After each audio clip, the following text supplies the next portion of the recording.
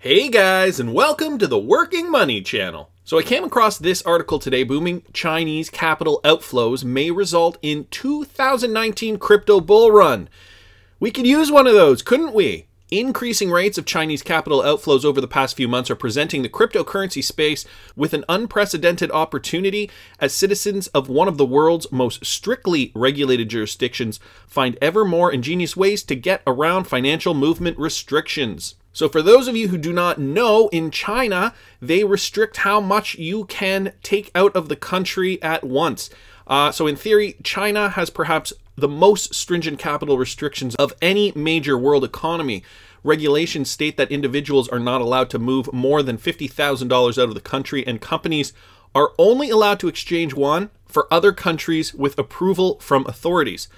This is a rule that dates back to the era when Chinese industrialization was being developed under the principle of national self-reliance and conservation of scarce foreign reserves. These days, critics claim that such capital restrictions serve no purpose other than to coerce wealthy Chinese nationals to toe the Communist Party line under threat of losing their assets forcibly domiciled in the country. And then talk a little bit about how it has affected other economies, including the housing market in Vancouver and London, which ultimately I talk a little bit about that. So the Chinese are finding other ways to kind of hide their money. And so what they're doing is they're putting their money in real estate, in particular Vancouver. I know about this just from the real estate market here in Canada. And it's causing real estate prices to skyrocket to astronomical amounts in certain cities like Vancouver, which is great for homeowners, but not so great if you want to buy a house and you are, in fact, a Vancouverite. But this is a great opportunity for crypto. While the central government,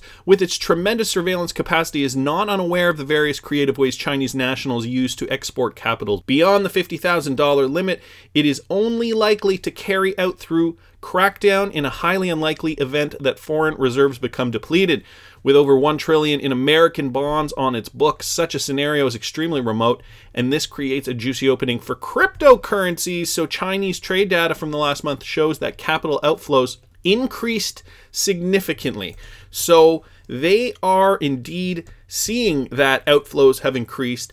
People are taking money out of the country and putting it elsewhere in other countries, trying to invest in other assets, as in the Vancouver housing market example. So the last time a surge of this level happened, Bitcoin embarked on a prolonged bull run, starting from $200 and eventually culminating at its $20,000 all-time high as Chinese traders and exporters use cryptocurrency to move large amounts of money out of the country. So you got to think of this in terms of a real-world example.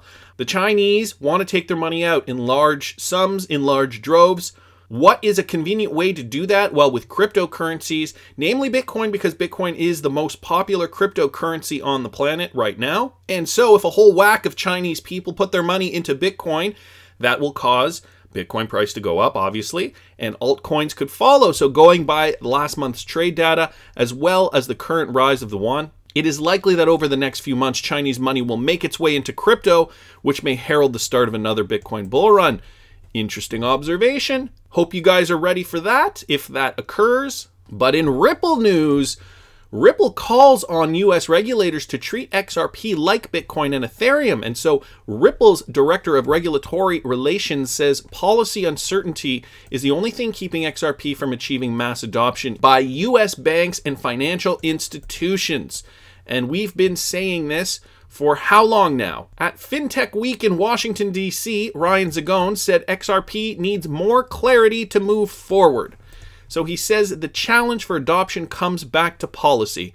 The policy uncertainty around some of the assets has limited adoption, particularly here in the US. So basically what he is saying is that nothing happens until something moves, essentially. I'm just going to leave it at that. Well, I might have one more little meme here for you, and that basically regulators are moving at the pace of molasses. So in effect, Ryan Zagone confirms this. So he's speaking from Ripple and XRP because we use that asset because it's half a cent per payment. It's basically free. It scales and it's efficient with 1,500 transactions per second and nearly no energy burn. So we're at a point today where there are real solutions to all of these challenges that already exist. According to Zagone, US regulators should treat XRP the same way they view Bitcoin and Ethereum. He says, and I quote, "Today the policy certainty in the US exists for Bitcoin and Ethereum despite the fact that those are China-controlled platforms. So activity goes to those platforms.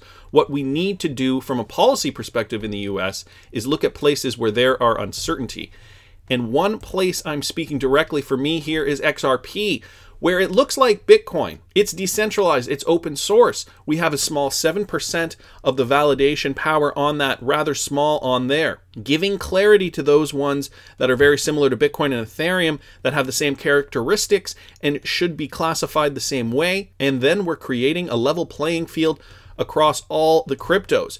I'm not anti-Bitcoin or anti-Ethereum by any means. I think there's a lot of great potential and breakthrough there, but we need to have a level playing field so the market can pick which ones they want to use and not be, as today they are, hindered by regulatory uncertainty. And so just to clarify, the SEC says Bitcoin is not a security. The agency has not officially classified Ethereum or XRP, although the SEC's corporate finance director says he does not believe Ethereum is a security, and Chairman Jay Clayton says there is no need to change the traditional definition of a security. So Ryan Zagone confirms it. Basically, regulation is moving at a snail's pace, and nothing will happen until we get this regulatory clarity. Another quick item I should show you guys here, Ripple, only XRP private keys that use software from before August 2015 are vulnerable. So it's just an article here talking about private keys from before 2015. Don't know how many of you were into XRP before 2015. If you were, you should look into this. This is always a great time for me just to mention the Ledger Nano. They're coming out with the Ledger Nano X right now. And so if you guys do not have a cold storage crypto wallet, I'd advise you get one. You can get the Ledger Nano S, which is more affordable. It's selling now at $59 US. And it does support XRP. Guys, I always have the link in the descriptions of my videos. If you want to use that referral link, it'd be greatly appreciated. Otherwise, you do not have to.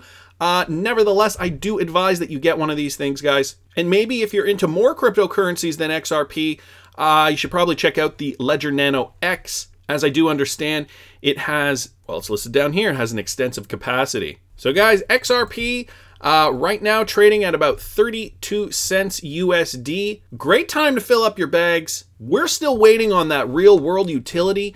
The regulation has to clear before that. Who knows when that'll happen? We can be blindsided by that at any minute. So are you happy with your XRP stashes? I want to hear what you guys think. Please subscribe to the channel if you haven't already. Like the video if you like the content I'm providing. I always love hearing your comments. See you in the next one, guys.